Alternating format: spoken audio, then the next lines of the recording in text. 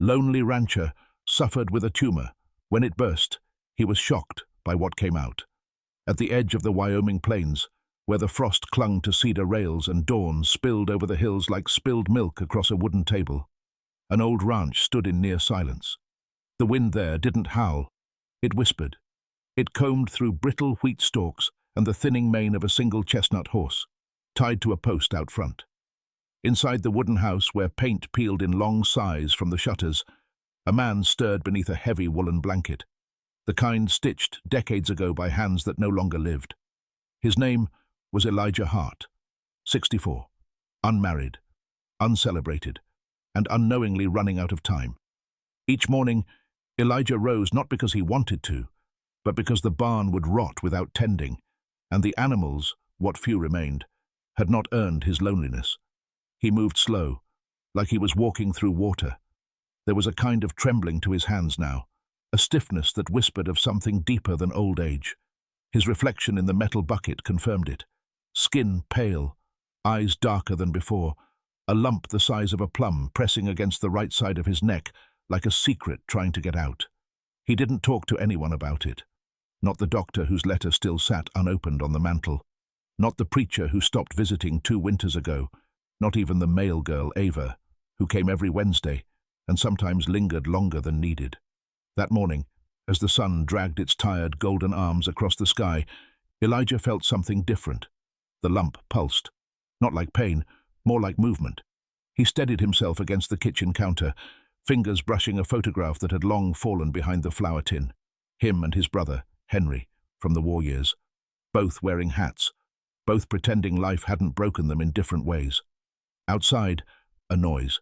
Not wind, not cattle. Elijah stepped out, wool blanket still clinging to his shoulders. Across the field, near the boundary fence, stood a figure, a young boy, barefoot, holding a rusted metal pail.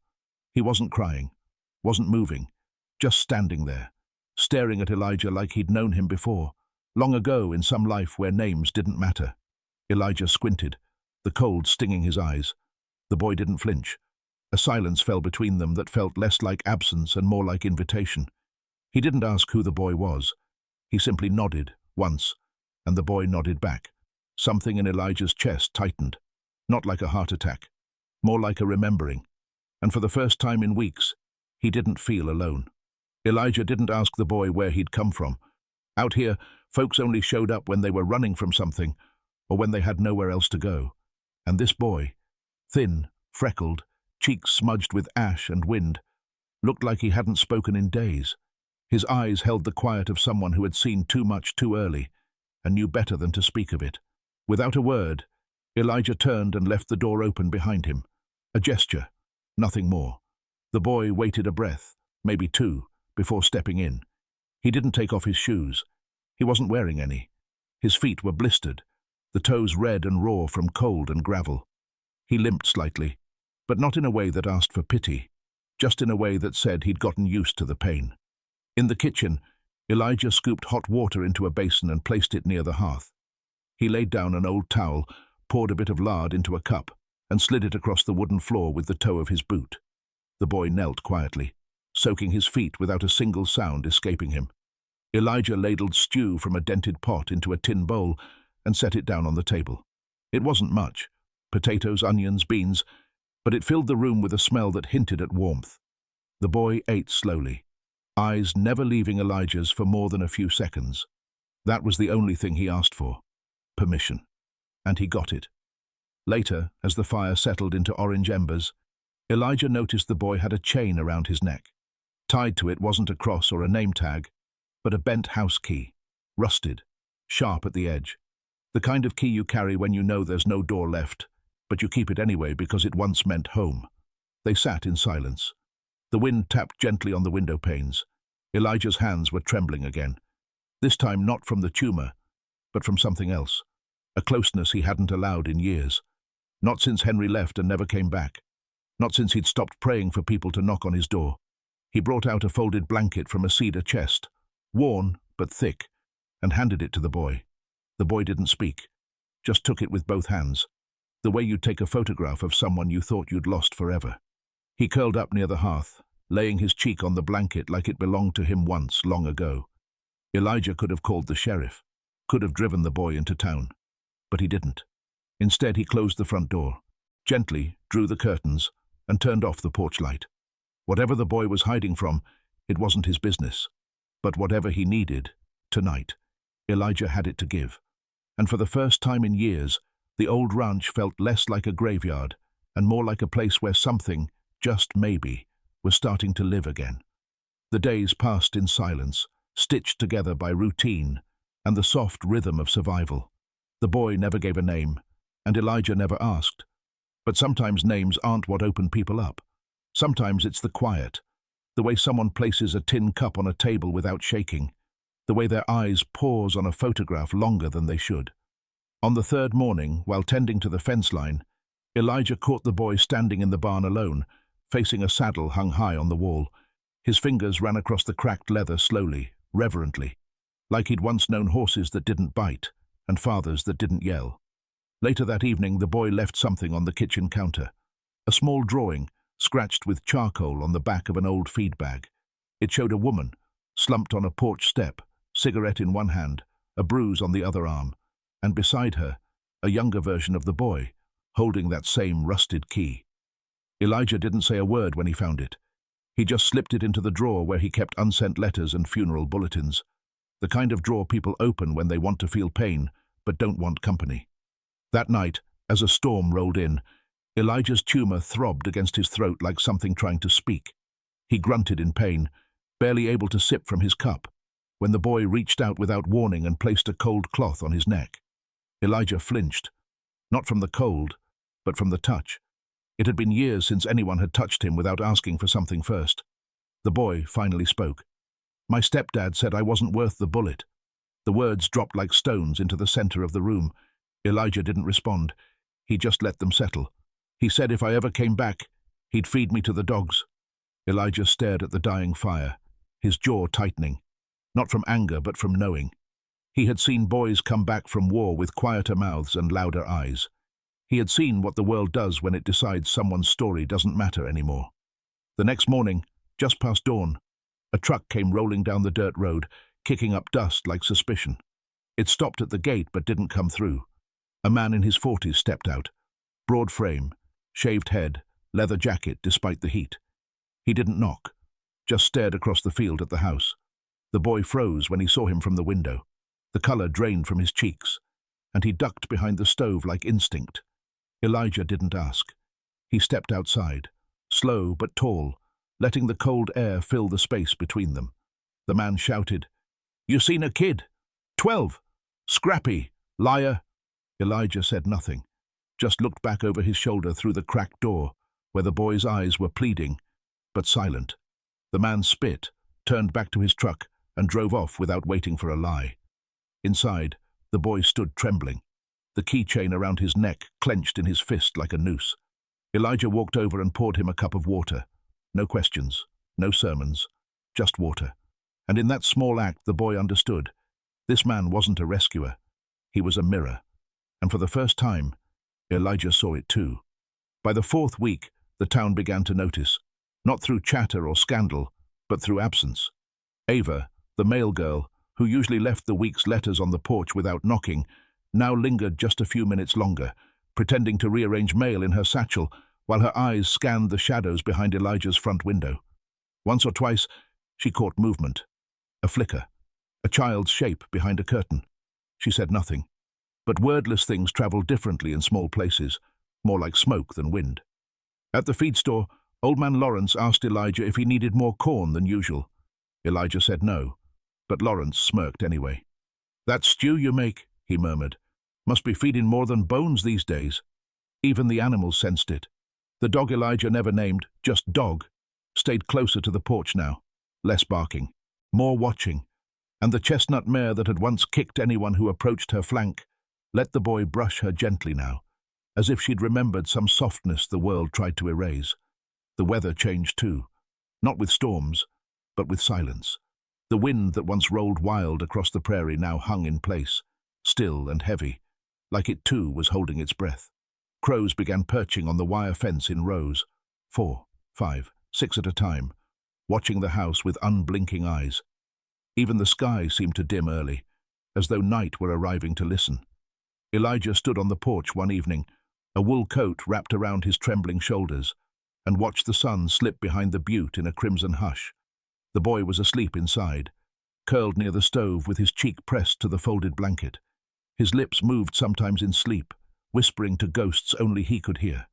A decision pressed against Elijah's ribs that night. It wasn't spoken, it wasn't written, but it loomed. He could drive the boy into town, leave him with the sheriff, let him vanish into a system built for forgetting.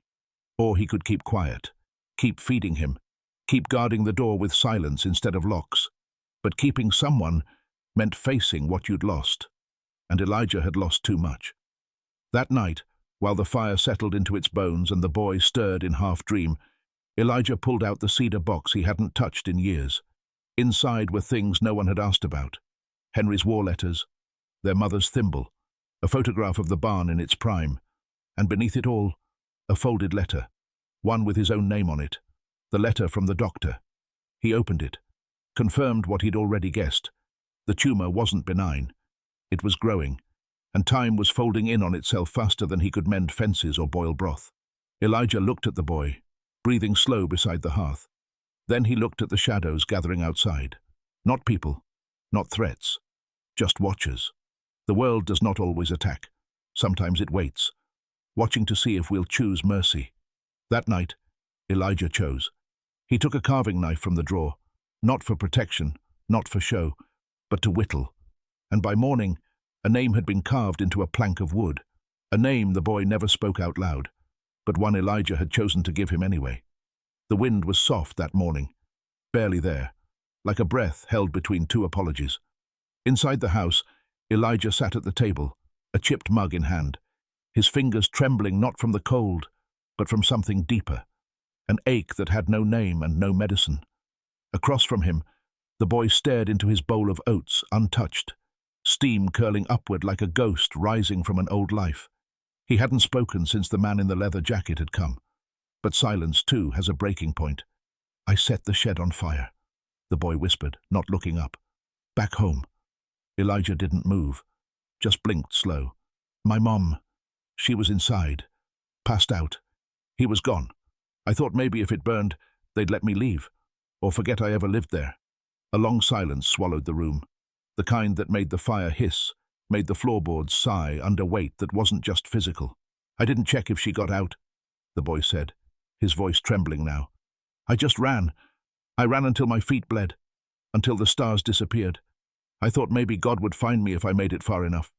His shoulders collapsed forward, ribs shaking as the truth bled out like water from a cracked well. "I ain't good. I ain't safe. I thought maybe you'd turn me in. I thought maybe you should." Elijah stood slowly, not like a threat, more like a tree learning how to bend. He walked over, placed a hand, not heavy, not shaking, on the boy's shoulder. "You ran," Elijah said quietly. "That's what kids do when no one else is running for them." The boy looked up then, eyes raw and terrified. "You're not scared of me?" Elijah met his gaze. "I'm scared of what happens to boys like you when the world stops caring." He walked to the mantel, pulled down something wrapped in brown cloth and tied with twine. He placed it gently before the boy and nodded for him to open it. Inside was a pocket knife, small, smooth, with initials carved on the wooden handle. Not Elijah's, not Henry's, just one word: Jonah. "It was my brother's," Elijah said. "He died angry. Thought I stopped loving him when I stayed behind. Truth is, I stayed to keep something alive, even if it wasn't him." The boy touched the knife like it might vanish. "Jonah," he whispered. Elijah nodded. "That's your name now, if you want it." And in that moment, it was no longer the man who saved the boy. It was the boy who gave the man someone to save. The days grew longer, and Jonah began to change. He spoke more, softly, carefully, as though language was something he hadn't earned yet. He helped with the cattle, mended a fence post that Elijah had long given up on, and even whistled once while feeding the mare. Elijah didn't say anything, but that whistle traveled through the house like a hymn. But the body doesn't forget what time tries to hide. One evening, as they sat peeling potatoes in silence, Elijah's hands slipped. The bowl shattered. His legs buckled. And this time, Jonah saw the truth not in words, but in what spilled from Elijah's neck, a thin trickle of blood and pus from the tumor now bulging like a bruise too long ignored. Jonah ran for water, for bandages, but Elijah waved him off. "It's not the pain," he said. "It's the waiting." By dawn, Elijah lay in bed, pale and sweating, the room heavy with fever and the bitter smell of something turning. Jonah stayed by his side, dabbing his forehead, feeding him spoonfuls of broth with trembling hands. "You need a doctor," Jonah whispered.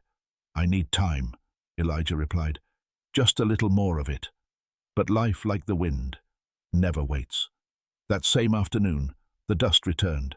The same truck, the same man. Only this time, he didn't shout from the gate. He walked all the way to the porch, boots crunching like bones beneath gravel. He knocked twice.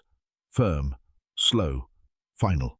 Jonah stood frozen near the sink, the knife Elijah had given him still in his back pocket. The man's voice was calmer now, but colder. "I know he's here," he said through the door. "Sheriff showed me the footage. Your boy walked past the camera near the grain mill. I don't want trouble, just what's mine." Jonah turned to Elijah, who was now sitting up, barely breathing but eyes locked on the door. "He's not yours," Elijah called out, voice hoarse but sure. "He's not anybody's if the price is fear." A silence followed. Long, hard, the kind of silence that dares a man to measure himself. "I raised him," the man finally said. "Fed him, roofed him. That counts for something." Elijah rose from the bed like a man rising to his own funeral. He walked to the door, opened it slow. The two men faced each other, not in rage, not in pride, but in raw, ancient weariness. "You fed him fear, gave him bruises for breakfast and locks for lullabies," Elijah said. "And now you want to finish the story you never started." "I could take him," the man said flatly. "You won't," Elijah replied, "because he doesn't belong to pain anymore." Behind them, Jonah stepped out, not hiding, not shaking. "I'm not yours," he said. "I'm not who I was." The man stared at him for a long time. Then, without a word, he turned, climbed into his truck, and left a cloud of dust that didn't linger. Neighbors who saw the truck return saw it leave without a child in the passenger seat. Ava brought soup that evening.